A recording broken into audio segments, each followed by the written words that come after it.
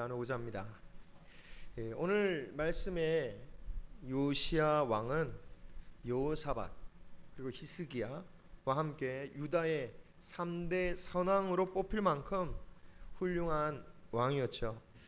그가 불과 8살이 되었을 때에 왕이 되었는데, 그 이유는 그의 아버지 아몬이 통치한 지 불과 2년 만에 신복에 의해서 죽임을 당했기 때문이었습니다.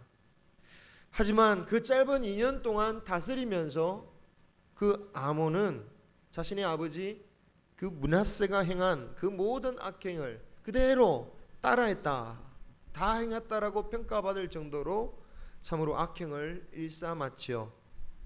그래서 참 세상적으로 보자면 요시야가 어린 나이에 아버지를 잃은 것이 참으로 안타까운 일이긴 하지만, 그래도 아버지의 악행을 보고 자라지 않을 수 있었다라는 점에 있어서는 그의 영성이나 그의 인생에 있어서는 오히려 다행이기도 했습니다. 그가 하나님을 찾은 것은 왕이 되고 나서 8년째였다고 해요. 어릴 때 바로 하나님을 찾은 것은 아니지만, 그가 만 16살 때에 한창 자신의 정체성에 대해서 고민할 그 시기에 하나님을 찾은 것입니다. 그의 신앙이 점점 자라서 4년이 지나 20세가 되었을 때에, 그러니까 통치한 지 18년이 되던 때에 본격적으로 종교개혁을 실시합니다. 유다와 예루살렘의 팽배에 있던 우상들과 그들의 산당을 제거하는 일들을 감행하죠. 믿는다면 매우 당연한 일을 하는 것 같지만 산당을 제거하는 일은 결코 쉬운 일이 아니었습니다. 유다의 신앙적인 왕들이 꽤 있었음에도 불구하고 이 산당을 제거한 왕은 이전에 히스기야 왕을 제외하고는 아무도 없었다라고 기록해요. 왜냐하면 이 산당이란 것이 이스라엘 백성들이 가나안 땅에 정착하기 이전부터 깊이 뿌리 내려서 유다의 관습이 되고 유다의 풍습이 되어서 깊이 뿌리 박혀 있었기 때문이었습니다. 당연히 요시야의 개혁에 상당한 반발감이 있었을 거예요. 역대기 11개에는 나오진 않지만 당시에 활동했던 예레미야나 스바냐서에 보면은 그들의 원망이 적혀 있는데요, 어려운 일을 당할 때마다 이것이 다 요시야 정책 때문이다, 산당을 제거했기 때문이다라고 원망하는 것을 보게 돼요. 우리가 하늘의 시인인 아스다롯에게 재물을 바치지 못하니까 우리가 굶주리게 되고 우리가 가난하게 되고 우리가 기근으로 이렇게 죽게 된 것이 아니냐라고 하면서 불평하며 따졌다라는 거예요. 이렇게 세상의 형편에 따라서 세상에 살아가는 것을 보면서 신앙을 판단하며 생활하는 이 모습은 사실 지금도 흔히 볼 수 있는 모습이라고 보여요. 어느 교회 갔더니 사업이 잘 되더라. 저 교회 다녀야겠구나. 야, 어느 목사님께 기도를 받았더니 복을 많이 받았어. 그래, 저 목사님한테 가야지.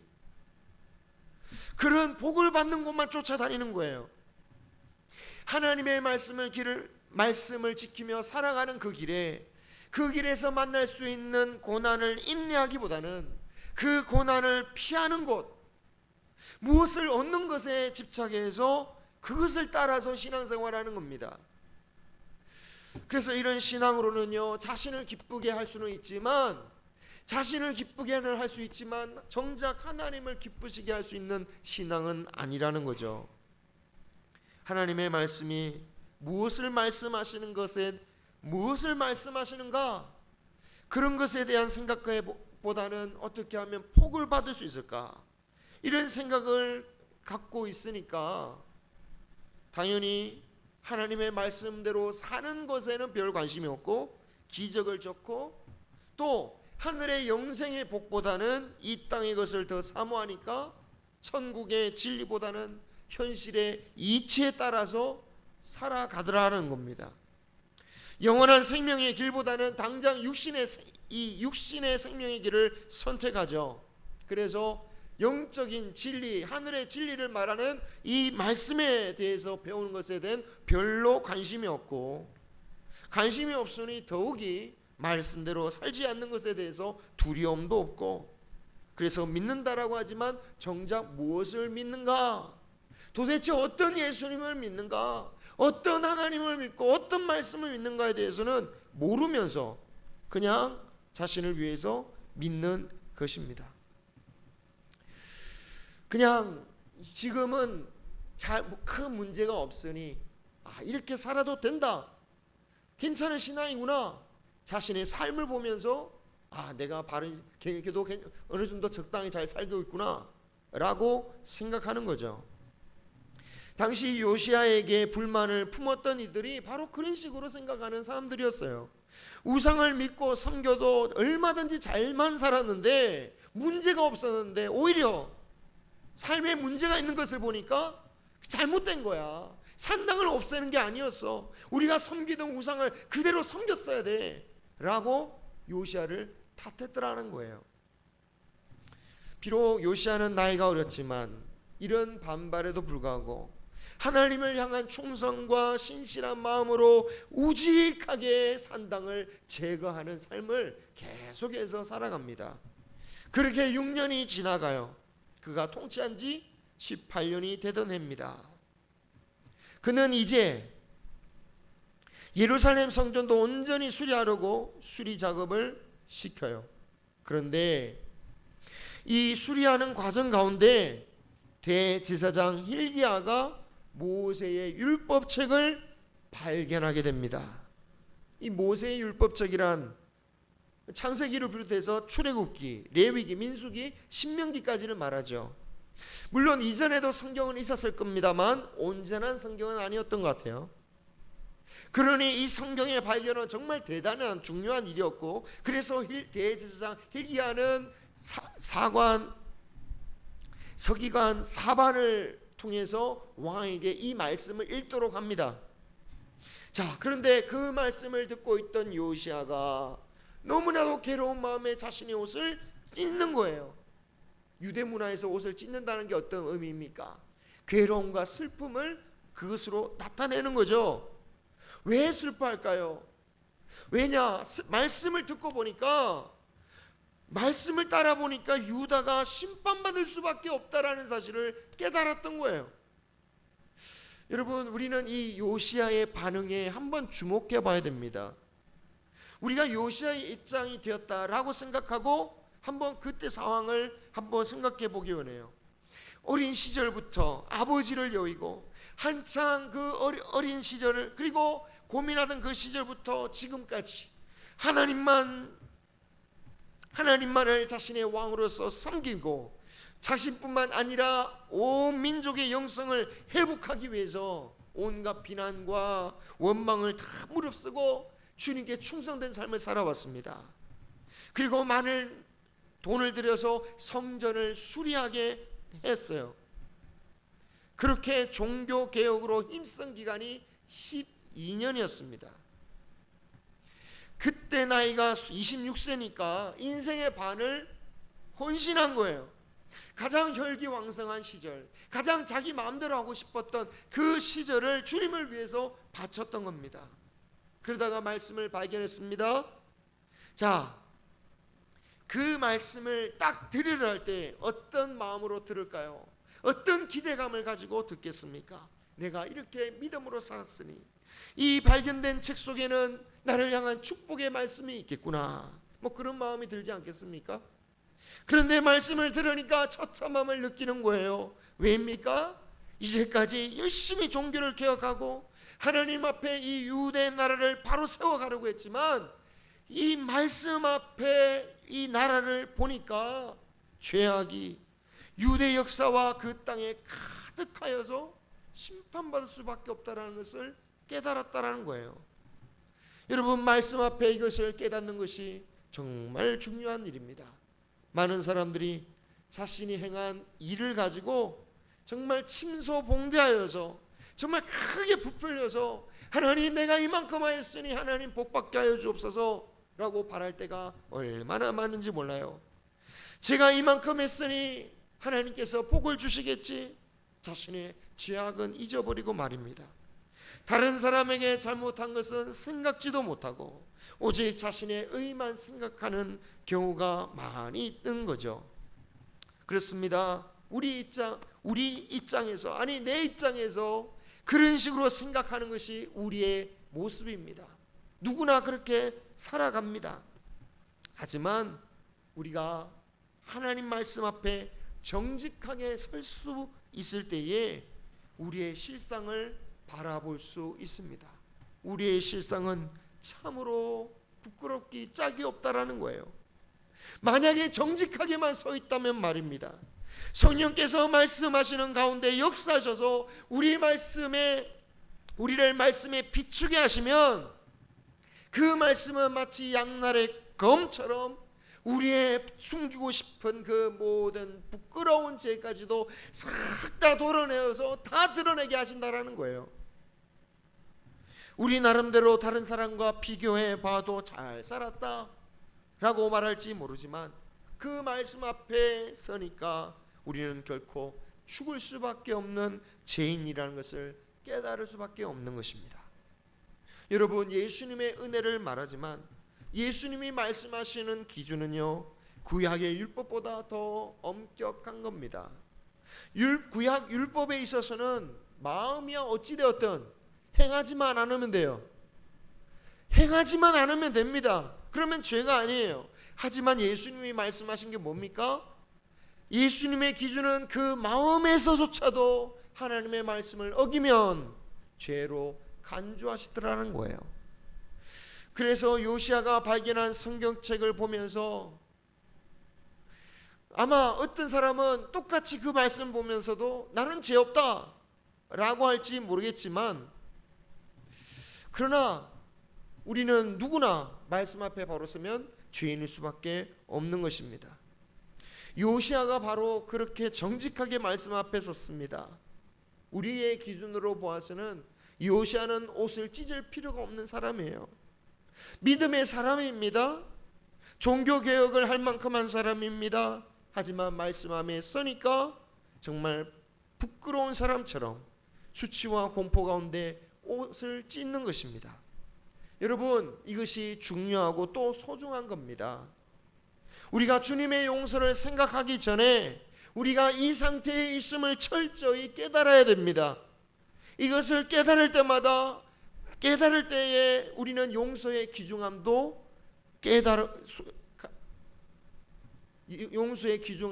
우리가 깨달을 수 있고 우리가 함부로 교만할 수 없는 것입니다. 우리 모두가 다 요시야처럼 옷을 찢을 수밖에 없는 존재들인데 어떻게 우리가 교만한 말을 할 수 있습니까? 어떻게 우리가 더 이렇게 교만한 행동을 할 수 있습니까? 마치 주님께 할 만큼 다 한 사람처럼, 주님 앞에 바르게 살 만큼 다 산 사람처럼 더 이상 나에게는 요구하지 마십시오. 어떻게 우리가 그런 말을 할 수가 있겠습니까? 죽을 수밖에 없던 우리들이 영원한 생명을 받았는데 왜 아직도 보상받지 못한 사람처럼 우리는 억울하게 한숨을 쉬며 살아가야 되는 것입니까? 우리는 말씀 앞에서 철저히 우리의 실체를 볼 수 있어야 됩니다. 아담은 죄를 지음으로 말미암아 자신의 벌거벗음을 부끄럽게 여기기 시작했습니다. 하지만 그의 아들 가인은 그 아버지 아담과는 비교할 수도 없는 죄악을, 끔찍한 죄를 저질러 놓고도 하나님 앞에서, 그것도 하나님 앞에서 전혀 부끄러워하지 않았어요. 오히려 자신이 억울한 죽음을 당할까봐, 하나님 저 억울한 죽음 당할까봐 무서워요 라고 하소연했다라는 거예요. 구제받지 못할 죄인일수록 자신의 죄를 깨닫지 못하고 오직 자신만 억울하다라고 말하는 겁니다. 여러분, 예수님은 누구를 부르러 오신 분입니까? 그런 사람을 부르러 오신 분이 아닙니다. 주님은 죄인을 부르러 오신 분입니다. 자신을 죄인으로 고백하며 주님 앞에 나아 고백하는 자를 부르러 오셨다라는 겁니다. 그래서 우리는 주님 앞에 철저히 우리의 죄인됨을 고백할 수 있는 자가 되어야 되는 거죠. 우리의 소망은 여기서부터 시작되는 겁니다. 요시야는 크게 슬퍼하면서 훌다라는 여선지자에게 사람을 보내요. 뭐 선지자야 성경에 많이 등장합니다만 특히 구약에서 여선지자는 굉장히 흔치 않죠. 구약 성경에 딱 3명 등장합니다. 구약 성경에 모세의 누이 미리암을 선지자라고 부른 적이 있고 사사 시대의 사사 드보라를 선지자로 부르기도 합니다. 그런데 그리고 이제 훌다예요. 그런데 이 훌다를 보면 앞서 지도자격인 미리암이나 또는 드보라에 비하면 굉장히 평범한 여인이에요. 22절에 보면 예복을 관리하는 사람의 아내였다라고 말하고 있습니다. 그녀의 남편은 제사장이나 레위인의 의복을 만들거나 또는 그 옷을 관리하는 그런 임무를 맡았다는 겁니다. 그러니 평범한 남편이에요. 평범한 남편의 그냥 평범한 아내입니다. 또 둘째 구역에 살았다라고 말하고 있는데 그것도 같은 의미예요. 이 둘째 구역이란 것은 처음 다윗이 세운 예루살렘 성 안에 인구가 꽉 차니까 그 성 안에 더 이상 사람이 살 수가 없어서 그 성 밖으로 사람들이 그 낮은 지대에 사람들이 살기 시작했어요. 그리고 나중에 다시 외벽을 하나 더 세우는데요, 그 두 번째 구역을 말하는 거예요. 그러니까 지금으로 말하자면 변두리입니다. 변두리. 세상적으로 보잘것없이 이 변두리에 살아가는 여인이지만 그러나 이 요시야 왕은 그 외에 상관없이 정말 하나님의 말씀을 듣고자 이 평범한 여인 이 선지자에게 가서 하나님의 말씀을 겸손히 듣고 있다라는 겁니다. 바라기는 하나님의 말씀 앞에 겸손하기를 소망합니다. 겸손한다는 게 뭡니까? 어찌됐든 내가 주님 앞에 말씀 앞에 서는 거예요. 어떻게든 주님의 말씀을 사모하는 거예요. 어찌됐든 주님의 말씀이 나를 주관하도록 만들려고 하는 거예요. 나의 고집을 꺾어서라도 나의 생명과 나의 의지를 죽여서라도 그 말씀 앞에 내려놓는 것, 그것이 겸손한 것입니다. 자, 그렇게 해서 들은 말씀은 요시야가 걱정한 그대로였습니다. 훌다 선지자는 이 성은 성경에 기록된 저주대로 하나님의 노여움이 쏟아질 것이라고 예언을 해요. 너무나도 유다의 제약이 깊다라는 거예요. 문제는 그럼 이렇게 주님 앞에 겸손하게 정직하게 말씀 앞에 회개하는 요아스는 주님 어떻게 하십니까? 하나님은 그런 요시야를 생각하사 26절에 이런 심판들이 요시야가 살아있는 동안에는 보지 않게 하시겠다라고 말씀하시는 거예요. 심판을 연기해 주십니다. 요시야에게만 복이 아니라 모든 이스라엘 유다 백성들에게 복이죠. 심판이 요시야 덕분에 연기되어진 것입니다. 이 연기받은 해가 그의 통치 18째 18년째 되던 해였고 그가 31년째에 죽었으니 약 13년 동안 연장된 것이라고 할 수 있습니다. 자, 그런데 그가 13년을 연장받았다라는 것을 보면 히스기야가 죽을 병에 걸렸다가 15년 연장받은 것과 좀 비슷한 면이 있어요. 그런데 히스기야도 역시 네가 죽을 때까지는 그 재앙을 보지 않겠노라고 그런 말씀을 들었죠. 그런데 히스기야가 그 말을 들었을 때에 굉장히 만족한 반응을 보입니다. 제가 사는 날 동안에는 어려움이 없으니까 그것은 좋은 것입니다. 그렇다면 괜찮습니다. 하나님 감사합니다. 하나님께 찬양을 했어요. 하지만 요아스는 좀 다릅니다. 예언을 듣고서는요, 그 다음에 무슨 행동을 하냐면 더욱더 유다가 하나님 앞에 회개하도록 만들어요. 온 유다와 예루살렘의 모든 장로들을 불러 모으고 온 백성들 앞에서 성전에서 발견했던 그 말씀을 읽어줍니다. 그리고 외치는 거예요. 여러분이 마음을 다하고 목숨을 다하여 여호와를 순종하고 말씀을 지키라 선포하는 겁니다. 그리고 35장으로 넘어가면 유월절 명절을 지키게 하는데요, 35장 18절을 보면 사무엘 이후에 이같이 지킨 적이 없었다 라고 말씀하고 있습니다. 솔로몬 시대도 히스기야 때도 유월절을 지키긴 했어요. 하지만 요시야처럼 온 유다 백성들 전체가 거국적으로 이처럼 거국적으로 지킨 적은 없었다라는 거예요. 또 왕이 완전히 주도적으로 이끌어가면서 자신의 재산을 내어가면서 제사장들과 레위인들에게 일일이 지시해가면서 지켰던 유월절이 이런 때가 없었다라는 겁니다. 왕이 이렇게 하니까 신하들이고 백성들이고 따르지 않을 수가 없는 거죠. 자, 19절 35장 19절에 이 모든 유월절까지 행한 그 해가 언제였느냐? 제가 계속 시기에 대해서 말하고 있죠. 18째 해 18년째 해에 지켰다라고 말하고 있습니다. 그러니까 성경을 발견했던 바로 그 해에 이 모든 것을 실시했다라는 거예요. 말씀을 듣고 회개를 하면서 미루지 않았습니다. 지체하지 않았습니다. 말씀에 두려워 옷을 찢었지만 절망한 것이 아니에요. 그렇습니다. 우리가 주님 말씀 앞에 회개하고 슬퍼하는 것은 세상에서 말하는 절망이 아니라는 겁니다. 어느 교회에서 울면서 통성하는 기도의 장면이 유튜브에 올라왔다고 해요. 그랬더니 그 모습을 어떤 사람들이, 믿지 않는 사람들이 보면서 야, 이상한 인간들이다. 아니 저 왜 이상한 무슨 저기 이단들인가? 왜 저렇게 울면서 기도하지? 뭐 이상해. 나는 어떤 사람은 야, 내가 정말 교회 안 간 게 다행이야, 감사해, 이러면서 댓글을 막 달았다라는 거예요. 여러분, 세상의 눈으로 보면 회개하고 슬퍼하는 거 어이없는 일입니다. 하지만 우리에게는 너무나도 복된 일이라는 거예요. 우리의 회개는 절망하는 것이 아니라, 주저앉는 것이 아니라 다시 일어나게 하는 것이고 소망을 주는 것입니다.